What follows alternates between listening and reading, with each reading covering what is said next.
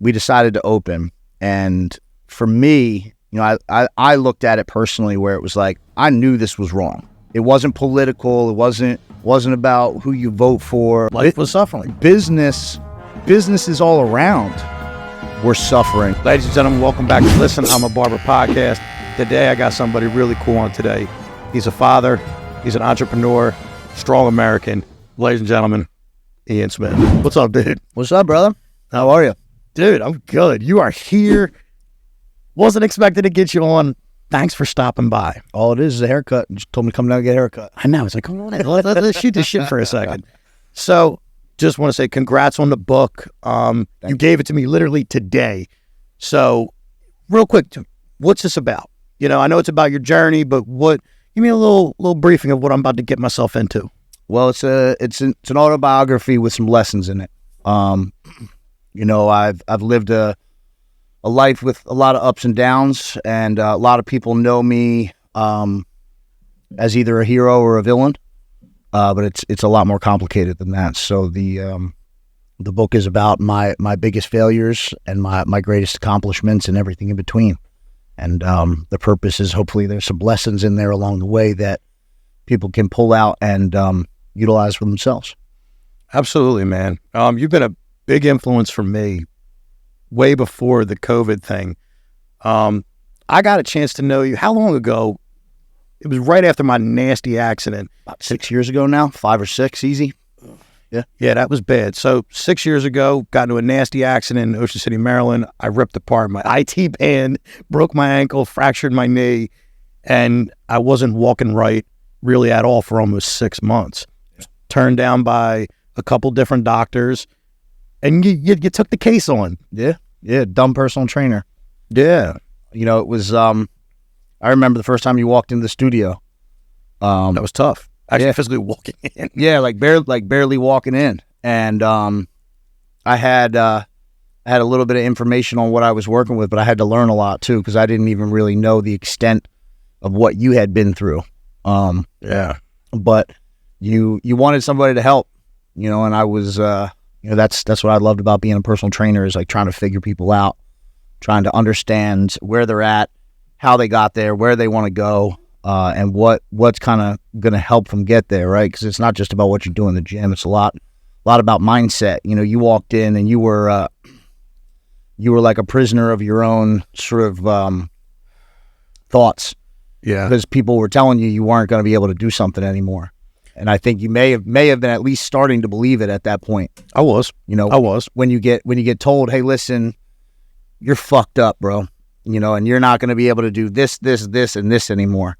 And then you hear it again, and another doctor tells you, and another doctor tells you. Eventually, you're going to that's going to get reinforced. And I think that you were at that point. You know, so we had a lot to unravel. It was so much less about what we were doing physically in the gym, and a lot more about what we were talking about, what we were thinking about. You know, and what we were just trying to unlock. You know, what was going on with you physically, but there was, I think, a lot of the blockage was mental. It was. You know what, years later, I can sit there and myself and say, I had created a barrier for myself of all these other influences of professional influence. Hey, man, you're not going to walk right again for the rest of your life. He's like, yo, you destroyed your leg. And I'm like, wow, 10 doctors said, like, this is wrong. And I think we worked together and it wasn't overnight. It was about a year of every week trying different things, and the proof was in patience at that point. I got to say that's something I appreciate you working with me with, because it didn't make sense.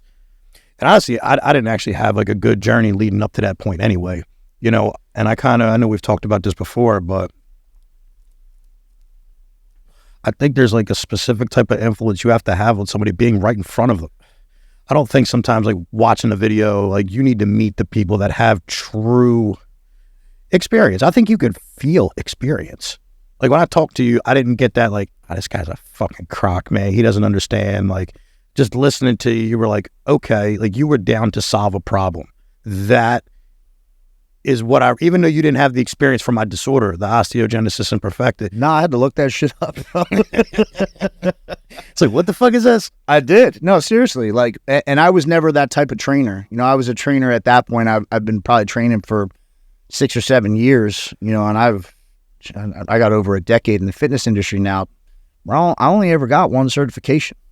Yeah. I'm one of these guys that have been in a textbook, their whole lives. And I'm not one of these guys that can cite studies and one of these really smart trainers. And there's a lot of good ones out there, guys that are very science-based. I was always very experience-based. I wanted to understand what was stopping you, not just the physical parts of it. And yeah, we used to spend those sessions and half of it would be just bullshit, talking about it.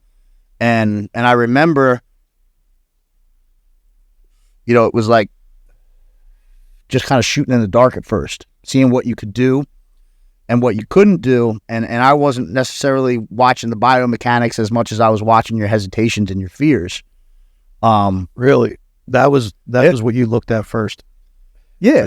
Yeah, like when when you came in and said, I'm fucked up, this is wrong, I can't do this, and it's like, all right, well, let me just see you squat. That was bad. And that squat was ugly, man.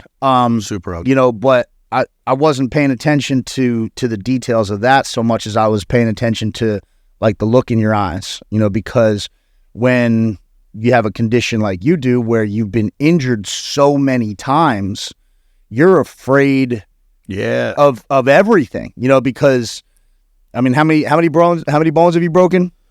On record right now, about 70. Yeah, I know it's over 50. So each time that happens, that fear kind of gets ingrained a little bit more and a little bit more and a little bit more. And that's what we had to unlock with you was that confidence in yourself, that you weren't fragile, that you weren't brittle, that, you have osteogenesis imperfectus and your bones break easily, but, you weren't weak. It wasn't a death sentence. It wasn't none of that. It started feeling like that for a little bit until there was, because you know what, something you taught me, which I guess this is what you coming on today, I really wanted people to know this about you. What you preached helped my life. It genuinely wasn't an over the phone. It was like, yo, cuz. Like I did get frustrated sometimes when you didn't give me an availability to have an excuse. And I think that is what I learned from you. And I'm going to kind of say something real reckless. You may have known it, you may not. I came to half of our sessions tripping on mushrooms. No, I remember. Trying to understand like your mentality as to why I should be moving forward. And I think that's something, it's kind of a blessing for people to have, but I don't think anybody could truly get that unless they truly were to meet you. Like be in person with you and have like one of those moments where it's like, holy shit, you can feel it. It's not just chirping. It's not just words. It's like, you've got a big resume of things you've accomplished. And I don't want to go too crazy down a wild road, but where do you think that came from? The ability to say, no, man, we're just going to do this. Because somebody like you that has an actual, what's up, big guy? Come on. What are you doing? Boy, good boy. Like somebody like you that actually has like some grounds to stand on. Like you where do you think that came from? You had it before. Yeah. But you had that before this, before the gym, before everything, you were just, to me, you were Ian Smith Fitness. You were the trainer that had the same air of like confidence, even that I see today. What really did do that? Just me fucking up. I mean, I never had a reason to have a bad life, but I gave myself a bad life. Like a lot of times, had a lot of ups and downs throughout my life, and it's not anybody's fault. Like, I could say, oh, my dad wasn't around, boo-hoo, whatever, but I was raised by a mother who did everything in her power to give me the absolute best life possible, and anything bad that ever happened to me was my own fault. Yeah. It was never anybody else's fault, and I put myself in some bad places. I put myself in prison for 5 years. At 20 years old. I've made some very, very bad mistakes. I've looked like an absolute fool before. I've been criticized, rightfully so, for a lot of really fucked up things that I've done, selfish things that I've done, whatever. And I had to learn if I was going to survive prison, if I was going to come out and that wasn't going to be the last chapter of my life, I had to figure out how to keep moving no matter what it was, and that once I started to figure that out, I started to get confident. Like when I survived 5 years in prison and didn't turn into a scumbag degenerate like most people probably do, because most people when they see that a lot. Yeah. They just go right back to it. They don't actually make a physical change. Prison does two things. It makes you better, or it makes you worse, Never been to prison. Yeah. Most people who go wind up, all of their negative attributes are like amplified and magnified. If you go in selfish, you come out more selfish. If you go in angry and violent and aggressive, most people come out worse and worse and worse and whatever it is. And I just didn't want that to be the last chapter of my life. Like I didn't want like people to be like, yo, whatever happened to that fucking idiot, that I went to high school with. Yeah. I didn't want it to be like, oh, he went off to prison and then nobody ever heard from him again because he's a fucking loser. Yeah. So I had to develop like callous myself against criticism, failures, all that stuff, to where I started to get really confident. And it was like, man, it don't matter what happens, whether I make mistakes, whether I do bad things, whatever, as long as I'm trying to be better as a result of what's happened to me or what I've done, there's really no stopping you, because it's, I've lost everything so many times. I lost a circle of friends coming out of high school. When I came out of prison, I was 26, and the world had left me behind. Even people who still like didn't write me off, like, when you go away, man, that's it, man. The world keeps turning, and people might sit down and write you a letter every once in a while, but like, bro, they ain't thinking about you. Their lives are moving forward. Their lives are moving forward. That could be your best friend. That could be your boy from when you guys were this big. Like, bro, they ain't stressing about you in there. So I just had to learn how to be okay with not having shit, and then building from it. And I took those lessons into, my relationships in life on the outside, into business on the outside, into personal development, because when I went in, I didn't have nothing. Like I wasn't anything special. I was as mediocre as it got. And I didn't want to be like that anymore. So it's funny. I see many people make a switch mentally from that one spot. I saw it. But the constant looking to improve, I battle this with my clientele every day, and it's everybody expecting every new move to be fucking perfect. Everything is, oh, you fucked that up. It's like, no, it's just my first time doing it. I made this mistake, or I need to change this. And I have that now argument with people where I've actually lost clientele because I won't accept that they won't accept change. And not just so much their actions, but their own judgment. I could think of a few things I did that wasn't as extreme as being landed in jail, but I had definitely found places with myself where I was like, why am I doing this? Like there had to be something, because there was nothing good coming out of it. So there had to be a change, and everything I built love for at that moment. It's like you said, you lost friends. It's like, we're all going to move and evolve in life anyway, but it's like, there is an emotional tie. It's like, yo, these are my homies. This is how I got to this part of my personality. And then this brought me to this part. And, I guess it was more of kind of like what drew me to like want to ask you that, because most people aren't doing that. They're just assuming the worst, not really taking into consideration that you're doing all of this. And on top of that, still amongst your people, amongst your community, it's kind of like an off thing, because I find like an odd air of ignorance in people that can't accept that people ain't perfect. Have you know what I'm saying? Everybody needs to assume. Everybody thinks they're perfect. Yeah. God forbid. So they automatically assume that nobody else is. That's been my battle. If you think you're fucking perfect, by default, you think that you're like that everybody else is inferior. Yeah. And it's actually the other way around. Like you're not perfect. Yeah. And if people kind of because people expect things to be easy. They expect things to be handed to them. They want like instant gratification, all this stuff. And it's a tie-in of a lot, it's people don't wind up like that just by happenstance, but it's a lot, there's influences in culture, there's stuff, there's whatever, insecurities, and people don't like, it's like you said, when people want to talk about change and they try something change, like Man, I was working out for 3 years before I gained 5 pounds. Yeah.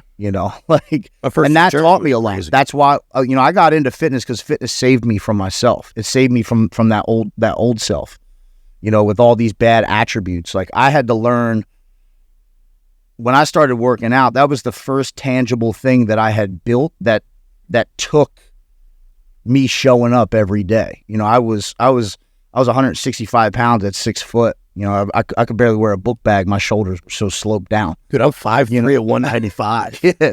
Wow. And it's like, so when I went in, that's when I got into fitness. And that was like the first time that I ever had a project that like was never going to be done, and it was something that every day I had to show up to do, whether I felt good, whether I felt bad, whether people were like, wow, Ian, you're looking great, or fucking not. Like it didn't matter. You had to show up every single day. And that taught me so much about all the other stuff in life. It was the first level of true accountability. Yeah. Accountability. Exactly. I was accountable to something like bigger than myself. And it was, I loved it because I couldn't make excuses. You know what I mean? It's internal. Yeah. The only person that could change who I was me. And I was always, before that, I was always looking for the easy way or for something else, for something to be, worth changing for or whatever. And finally, I just ran out of shit to blame on, or excuses to hide behind, that I really just started getting into it. And that's where I got a referral for you. And it was more or less just everybody I've talked to too many people about like physical help over the years for my condition, like the way my body's been. But at some point it was kind of like, I need someone that's just willing to do that and to listen to like all the things that we're not perfect on. It's been one of the most admirable things I know about you that I actually have to defend sometimes. And it sucks because it's a very thin line to draw. I personally didn't agree with everything you said through the campaign, like through COVID, but I also looked at it as like, yo, this man thinks from a level above himself. He doesn't think from a level of, yeah, this is going to do it for me. You kind of stood up for literally a nation's rights. And I think that kind of goes unnoticed because nobody's really paying attention to, they're not paying attention to what you sacrificed. Before we came down here, one thing you said, and I've talked to Nick about this, you lost a lot of your privacy trying to defend people. Like, I'm one of the people you defended, whether you knew that as like a small statistic personally or whatever. I was one of those people running a business and basically saying, yo, hold up, this is ridiculous. They're trying to take you out. And at first I really was like, chill. Chill. Like, I don't want to listen to this right now. And then I did this stupid 14-day. And then like that 15th day came and I'm like, fuck this shit. Well, now I kind of like, my head got quiet. Sometimes, you're following the plan, you're moving forward. My headspace got really quiet and I'm like, all right, time to pay attention. I had no voice at the time. I said a few things, but, falls on deaf ears over time. But, you took a stand kind of on a national level to say, yo, this is genuinely wrong. It kind of sucks that that's ignored. That's heavily ignored. Your family was invaded. Your business was invaded. Your livelihood was invaded. And then also in the same sentence, like now your community has the same guidelines that you're following. It's like, oh, this isn't fucking right. Well, taking that stand, on really putting yourself out there, what did that feel like for you when it actually wasn't reciprocated? When you took that risk and it was like, holy shit, only this many people like are going to thank me for this. And the other is sitting there going, you cocksucker. It's like, hold up. So like when we opened the gym, that was 2 months into COVID. We shut down like everybody else. We were, a lot of people don't know it, but we were a brand new business. We had just bought the gym 9 months before that. I remember that. And it's like, at the time, like we weren't like, at least I wasn't. I can't speak for everybody's finances, but I think I can say that we weren't like some big hot shot business guys. Like, bro, this was me being a personal trainer for 6 years, just working like a dog, doing 100-hour weeks, just trying to grind my way out of debt, build a small little studio, and build like a nice little book for myself. And when the opportunity to buy the gym came around, I'm like, oh man, like, a couple of years ago, I was in prison, and I got the opportunity now to take what I was able to give to you, right? Because my business is about making people better. Fitness is about making people better. I was able to say, all right, well, now I can take that to just my clients, to the community. I can offer a place where everybody can go. Dude, that's the podcast. And that's that's this whole point. I talk, you train, I talk. And I feel like this was like the next step. Like you couldn't try. What, dude? It was tough to get a fucking appointment with you. Yeah. And we were on a texting like, yo, what's up? Oh, dude, I'm slammed this week. And I'm like, that's fucking awesome. But you were able to trans that to the next part of your life. Yeah, and as soon as we got there, as soon as we got to a place where I'm like, oh, I got a real business. They were like, shut it down, and it was like, wait, what? Fuck you mean, bro? Like, they're like, shut it down 2 weeks, and it's like, man, anybody who's ever run a business, like a small business, shit don't operate like that, bro. Like small businesses, they're only a month or two away from going out of business. Anybody who runs a small business, like small business runs on small margins, bro. There's not some big fund in the back where you can take L's all the time. Like that's why not a lot of people are in small business, because small businesses fail and they're hard. And then you got the government that's going to come in and say, well, you're not fucking important, but Walmart is, so whatever. We decided to open. And for me, I looked at it personally, where it was like, I knew this was wrong. It wasn't political. It wasn't about who you vote for or none of this shit. I was suffering. My business partner was suffering. Our families were suffering. Life was suffering. Businesses all around were suffering. Bro, we were watching people go out of business left and right. Generational businesses. Businesses that got passed down through 3-4 generations in a family going out of business. They don't just pop back up. Yeah. And we were and competitors. We were watching other gyms drop, and it's like, man, if I'm going to beat you in business, I want to beat you. I don't want to see you go out because of this. And it got competitive nature. Yeah. It got to the point where it was like, man, this ain't right, and it's not even about us. It's about everybody. And our members were suffering. Anybody who goes to the gym understands it's not about. I mean, looking good is a consequence of it, but like people go to work out because people are fucked up.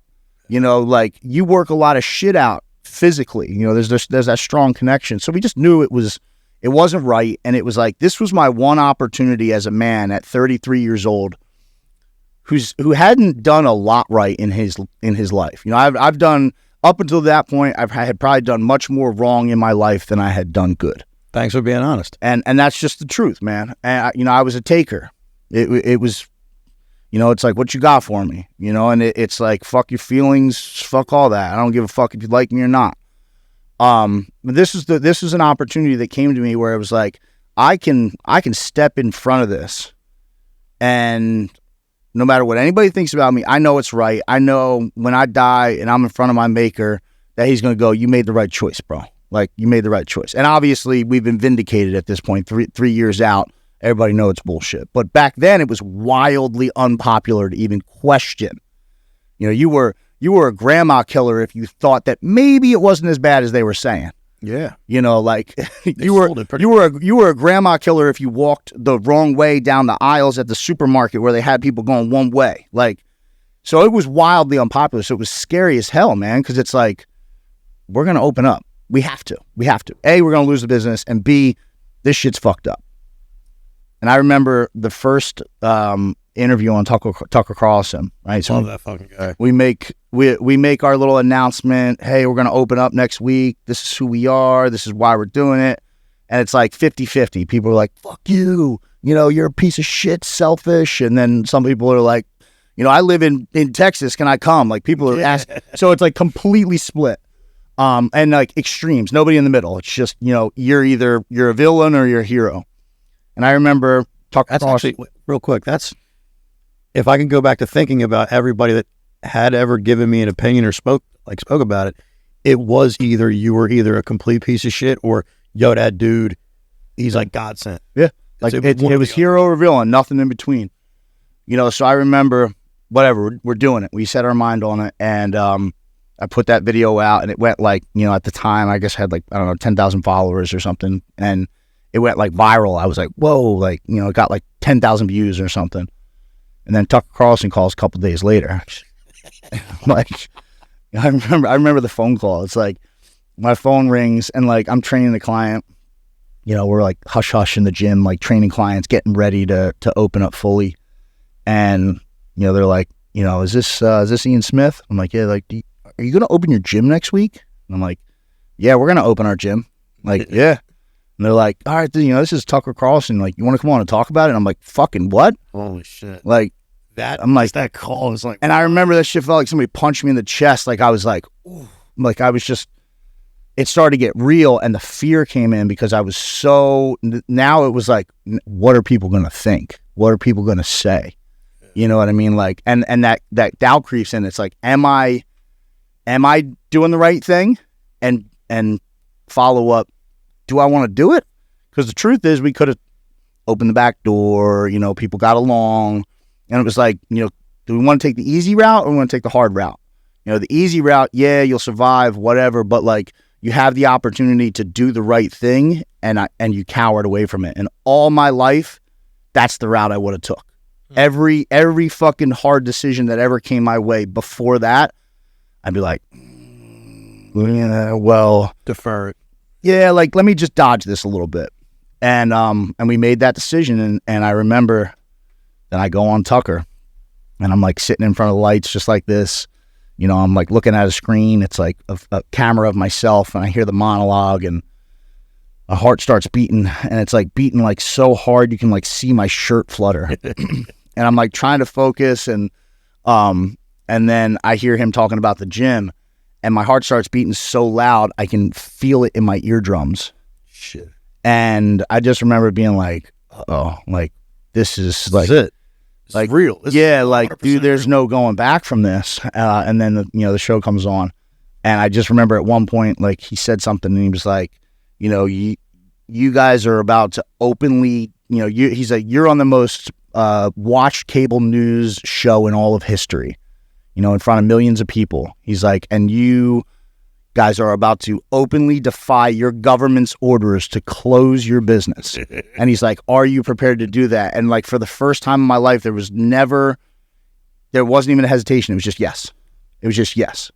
And all the confidence I've ever had, like, got me to that moment. And then, but it was like a floodgate once that opened. Like, once I showed myself that I was capable of that, whatever else was coming, I wasn't even the least bit worried about it. Criticism, whatever. Did you?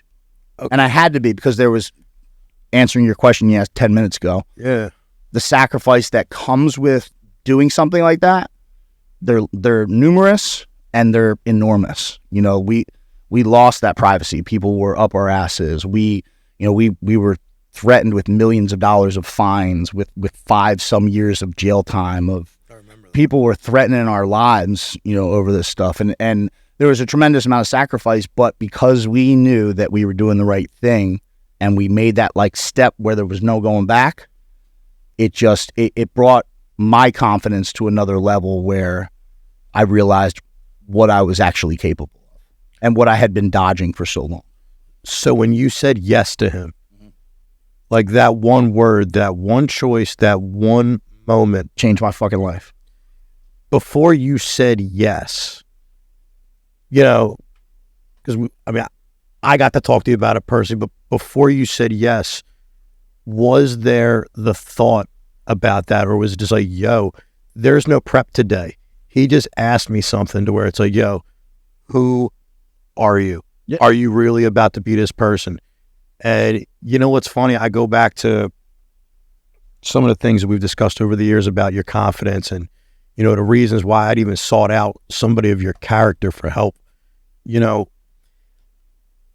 there's not a lot of people, I think, especially grown men, that even put themselves in positions right now for someone to actually put them on the spot.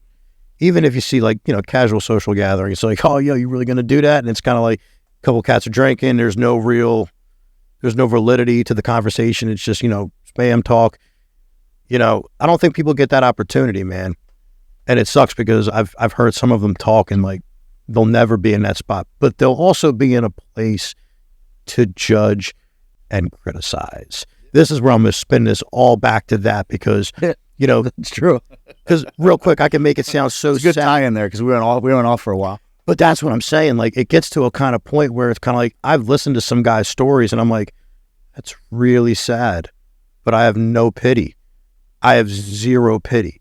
You're not putting yourself in a position. Like, you talked to me way before the gym about opportunity. Like, you'll have the opportunity to walk right again, and it's like, if I listen and I actually like do what it is, like, you're 100% fucking responsible for everything that happens in your life. Good, bad, whatever. Now, I said maybe. Even when bad shit happens to you, that's not your fault. You're still responsible for everything after it. You're 100% responsible for everything. And that's a lot of us, most of us, myself included, don't put ourselves in a position where we start thinking like that. Because when you do, bro, the world's fucking yours. It is what it is. Like, but you're responsible for everything. People like to be responsible for their good shit. Yeah, 100%. I went to prison because I was a fucking a 20-year-old, 19-year-old fucking retard who drove my car into somebody and killed him, and I had to accept that. Like, it's hard to accept killing somebody even when you meant to do it, but when you didn't mean to do it, and you look like a fucking asshole in front of the world, and you've ruined people's lives, you've got to accept complete responsibility. And if you can accept complete responsibility for your worst fucking days, then all the rest is easy. And you start living like that. You have to. So I never had something along those lines. Like, which is really cool. That's how hard you battled back. Mine just merely was an internal thing where it's kind of like what we were breaking down during all of our sessions. I never wanted to be like a handicap case to my mom and dad. Like, every time I was injured, it's like, nah, I gotta my sister would come in, she's like, can I get you something? And I'm like, it was cool for people to, when I was younger, but then it's kind of like, I don't know, by the time I was literally 5 years old, I had been injured so many times. It's like, no, I'm going to go get the crutches. Just crutch myself over to the kitchen. Fell a couple times, but it's like, nobody had to stop what they were doing. Like, that became my driving force, because there's no excuse at that point. Could I just sit there? You're responsible. You didn't do that to yourself. You know what I mean? You were born with your bullshit, but you're still 100% fucking responsible for it. It gave me time, though. I will say one thing that we talked about years ago that I appreciate was the concept of time. And, when you break a bone, you're down. You're not going to do what you plan on doing. I got to go to the gym. You break a bone, you ain't going for a couple months, or your whole shit is thrown off for months. I remember I broke my tailbone one time. I just actually fell backwards and just like literally pop. And I was like, ooh, felt phenomenal for the first 15 minutes of adrenaline. I was like, oh, that was great. Smoked a joint, came down. Next thing you know, I couldn't shit right. And that's like a thought that I don't think people that are ever injured like really think about. Like, I know some people are like, oh, I've never broken a bone. I'm like, wow, I've broken over 70. Like, not even, and I know people that break 1 or 2 and they're like, you broke 70? It doesn't even sound realistic. No. And this is where, going back full circle again, fitness was the first tier stage to get you through your stuff. For me, it was the same thing. Mm-hmm. I think if I would have gave up physically, fucking over, bro. It's over. Yeah. Doctor said I was supposed to be in a wheelchair by the time I was 25. I'm 33. And granted, I can't run anymore. Now, I'm sure if I put a lot of time into it, I guess we get to the point where it's like, we have a lot of important things. We have to maintain ourselves, but, I get to the point where you're not going to win every battle. That's it, and you don't have to, but, it's accepting. You have to accept some of those battles, like, just like you can't win. Just like you said, though, if you were to give up physically, which I think a lot of people do, right? And if you were defined by your limitations that you were given, right? not even give up, but if you just accepted the limitations that somebody put on your shit, you would be in the wheelchair by 25. Probably. You would. You definitely would be. Yeah. But and this is why I love fitness, because you rebelled against that physically, right? That was the only thing you could do. You were thinking about it, but you act on it physically. You rebelled against those parameters that somebody set for you. If I could sound like a weirdo for a quick second, straight weirdo, but I think breaking bones, and anybody listening to this is probably going to think I'm nuts, but it feels good to me now. It's a spike of adrenaline. I've broken so many that it feels good. It feels shitty afterwards, but like a boxer likes getting punched. Yeah, there's an odd feeling of like, wow, that's great. Same thing. But it kind of like turned into like a very interesting sensation for pain. And I think when we were unlocking all those things, like through my recovery, it became mental. And that's where those cages kind of turned into. And I was like, wow, I didn't truly understand. I wasn't fighting a physical battle. That's why the tattoos, like, I love the feeling. Yeah, it fucking hurts. We've bullshitted about it. But like the feeling is almost like so stimulating. Like it's the adrenaline, like the adrenaline of breaking a bone. And it's like, then it's the physical recovery. And it's like, you're stronger. Whether you... Well, every time that you did that, you proved somebody wrong. So that's... I didn't want it to be like that though, to some degree, but it's not about like wanting to prove them wrong, but like every time something bad happened to you, right? Breaking a bone is not a good thing, right? But when it happens, the way that you're reacting to it is positive. So but that's just a reinforcement of a concept. You're doing the physical work, but you're reinforcing something up here. Something bad happens, I do X, Y, and Z. I approach it in this manner. I approach it, logically. I approach it where I'm 100% responsible. And by that happening so often to you, you're able to develop a rugged character. So it's a really good way to look at it. And if I could, elaborate on the logic part, I think we're losing logic right now. Like, look right behind me. It says, bring back common sense. And I feel like a lot of things, I've said it probably in the last few episodes about vibes and today's culture and like what people are doing today. And it's like, everything's got to feel good. And it's like, I don't know. I spent 50% of my life not feeling good. That's why fucking people are weak and soft, because it's like the saying. What's the saying? Hard times create strong men create good times create weak men. Yeah. And so on. But, like, challenge is a good thing. Adversity is a good thing. Pain is a good thing. All of those things. And in a nice, cozy, modern world, if we want to, we can avoid as much of that as possible. Oh, yeah. We can avoid discomfort, pain, whether it's physical, mental, whatever. We can turn on the television. We can tune out. We can fucking go out. We can socialize. We can scroll through our phones. We can do whatever. We can avoid all that discomfort. But distract ourselves. That's, and whatever the discomfort is, your discomfort could be you grew up with a shitty childhood. When you start looking at that stuff like fuel, those are always the people with the most character, is people who I know, who have been through some shit, people, and everybody's been through some shit. And so I think there's when I say been through some shit, I mean worked through some shit, because everybody's got something.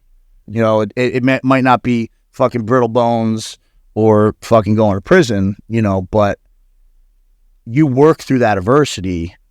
That's where people's good character comes from. And it's, in today's world, we just got a little too much ducking and dodging going on. And I can say that because I was guilty of it for 20 some years, probably even 30. It wasn't like I came out of prison like a fucking rock star. I was a little bit better. You know what I mean? Like, I still had a long way to go. So I like the tiered system. Like, I was talking to one of my clients the other day about tiered loyalty. And I feel like this is something I could appreciate our conversations on in the past. A buddy was telling me how, loyal he needs somebody. And I was telling to him, I was like, what's it based off of? And he was like, what do you mean? I'm like, what's the loyalty based off of? Like, how many options does this, person have? Do they actually selectively take all of these options, throw them to the side and pick you? That's loyalty. Like, that's genuine loyalty. Like, I made a joke. I'm like, if you found a dude who was fat, sloppy, little dick, and no money, but he's got a girl, he's going to be really fucking loyal to that chick. Because his options aren't going to be that great. And we kind of went back and forth, and I'm feeling like there's a lot of people today that aren't actually even testing their own loyalty. You know, they're getting criticized for their loyalty, for the decisions that they'll make. That's my problem I'm having right now. You know, aside from accountability, I could take accountability for a million different things I'm not doing right now. But I'm working on some every day, so I let that fly. You know, I'm always making the progress. But there's a lack of actual people looking to put themselves in that position to make the progress. You know? And we talked about it in the shop today. I'm going to get some hate for this one. But, you know, the gym is not the only fucking place that your success, that's step one. Like, it's step one. And I love that everybody's in the gym, especially the guys I see. But it's like, it doesn't stop there. Like, where does the gym start to affect your life now? It can't just be the gym. And I have a lot of friends that I know are going to be like, what a dick. And it's like, it's just a check. It's like, it's great that you got your life to this point. Yeah, it's one thing on the list. Good fucking job. That's it. You know what I mean? It's not a lifestyle. You know what I mean? It's, even as a trainer, it wasn't for me. You know, it's like, because I mean, I can remember a point when I was fresh out of prison. I looked good as hell, man. I was physically, I had everything. You know what I mean? Shredded, dude. You were fucking lean as fuck. Yeah, dude, just fucking eating ramen soups and doing pull-ups. You know, I love the pull-ups, dude. No, but I mean, I came out like that, and yeah, I was a hell of a lot better than I was when I was like a scrawny douchebag, you know. But like, that wasn't it. There was more to go. You know, I had to bring those lessons, because you can learn a lot in the gym, you know. But absolutely, the gym's not a 24-hour lifestyle. You can't be, you know, that can't be everything about your character. You've got to start growing out of it. You know, and a lot of people get stuck in that mentality where you're in good shape, and that's an accomplishment. But that's like, I look at that as like, that's the first thing on your fucking resume. Do you remember what you said, though, like a little earlier? You were like, you know, it's a never-ending journey. I feel like that's where people get stuck in it. It's like, oh, I'm still progressing with my body, or I'm changing my body. It's like, that's it? There was nothing that you wanted to do right after that? Like, whether it's progressing to job, business, family, finance, like, it's just, like, I literally see it too much. Like, the gym culture has stayed there because it's like an overloop. It's easy to get complacent at any level. You know, I think for the you know, why you see that in some parts of the gym culture is that, you know, you've got people who have leveled up and you know, you feel good. And then you're like, oh, the physical feeling is amazing. Yeah, you have to help me. But that can happen in any aspect of things, where you level up to, like, you know, it can happen in business. Now, I remember when I first started making a little bit of money, and it was like, man, now I can go out, I can have steak dinners with the boys, we can run up tabs, you know, we can go on vacations. Yo, and that's all cool, you know, but at the end of that, I remember, you know, the first year I made 6 figures. Bro, at the end of the year, I didn't even have money to pay taxes. Yo, take it back, because I didn't level up. Right. Do you remember when you made your first $500, like, for the week? Like, yo, like, that was my pinnacle as a kid. I was like, yo, I need to make $500 so I could get, I could be able to go get my food, like, when I go party with the boys, make sure I can have a pack of cigarettes, you know, a small bottle, maybe a little bag of weed. Feels like freedom. $500 was freedom back then. Now it's like, wait a minute. Like, I'm not going to say, because I don't want to, like, push that out, but, like, now that number is significantly higher, to almost a degree of, if I ask myself, do you see yourself at this level at 33? It's like, that's a level you can reach. It kind of, like, blew my mind when I took a step back. That's why I asked you about the first 500, because you were out of your car. You were legit training out of your car. You didn't have the building. I had been fired from a whole bunch of jobs. Like, the only thing I could do was be a trainer. That's all they would let me do. Any management position, any sort of job, like, any legitimacy to a job, you know, because being a personal trainer forever is, people get away with it, but that's not all there is. And I didn't want to just be logging sessions. And I remember every time I would get into a position, they'd say, oh, you're an ex-felon. Go fuck yourself. Yeah. So I was like, you know what? I'm not gonna have anybody responsible for my money anymore. And I packed my bags. I was living in Arizona at the time. Packed my bags, came home, in debt, divorced, whatever. And I had the whole 9 yards of shit. Living at my mom. I was sleeping in the bedroom I like was sleeping in years earlier. At 30 years old, or at 29, whatever. So, you know, when I made that first fucking $100 and I was like, oh, I can do this.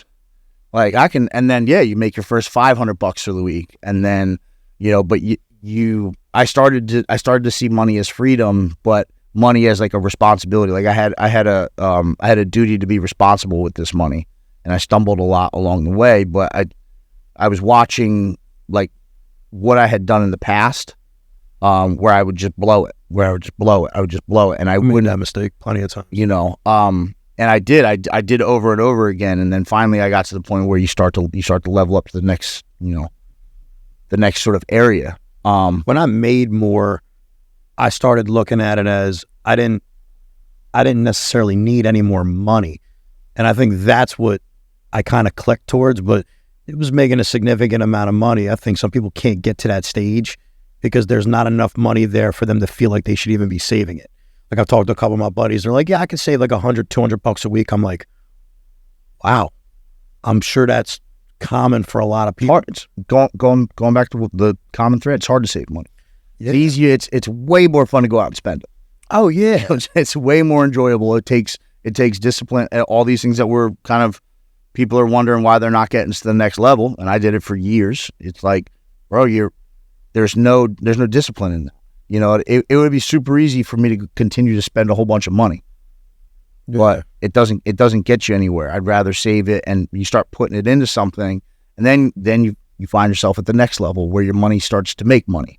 Yeah, and you start having more and more freedom, but it comes with that discipline every time.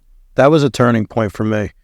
Like I have conversations with the guys in my shop, and I'm like, listen, you want the key, and this is not financial advice, but I like to say the key to like a simple regular life. You're not no mogul. Like you just need everyday living. 10 grand on the side at all times, not your savings, not any of this. Like 10 grand keeps you safe. The rest you keep building, because anything that you have going on in your life, 10 grand should fix it. You gotta blow it pretty bad if you spend the whole 10 grand, or just do something really stupid. Yeah. Tire blows out, you got it paid. You got like simple, small. Like I like to say, if you can count your problems, you can count your profits. And I kind of looked at it as like, okay, if I know I have this car, it's going to cost me X amount. I need a couple problems where it's like, okay, $500 right here. Now out of that 10 grand, 500 of that is for anything that goes wrong with this car or whatever it is. But it took me, the hardest step was to even save that first 10 grand to then go, wait a minute, now my problems are covered. I'm no longer thinking from a problem perspective. I'm now thinking of a progressive perspective. And that dollar amount is what I try to focus my young guys on. I'm like, think a little bit about money. Money's not everything, but shit, it is the key to the next understanding. Like you can only buy a certain perspective when all you can afford to do is drink on the weekends. Like it only can get you so far of a perspective. Yeah. You know, the hustle, going back to like, again, and I'm going to say it again, why I sought you out before the COVID thing, before all that, like your personality has been this, you know, and again, it's always disappointing to hear that people have looked down on that. To actually dive deep and to really understand the type of person it takes to do this, most people aren't even close to even having that understanding, to even put a nation on their back in a really straightforward type of way. It's like, yo, what did you do? I fought the guy at the bar because he was hitting on my girl. It's like, that's what you accomplished. Fair enough, cuz. What did you do? Oh, man, we won state. It's like, okay, we're grown now. What have you done that validates any type of criticism you could give me? Well, even with what we did, like, bro, I don't even, a couple more years, I don't even want people to remember that.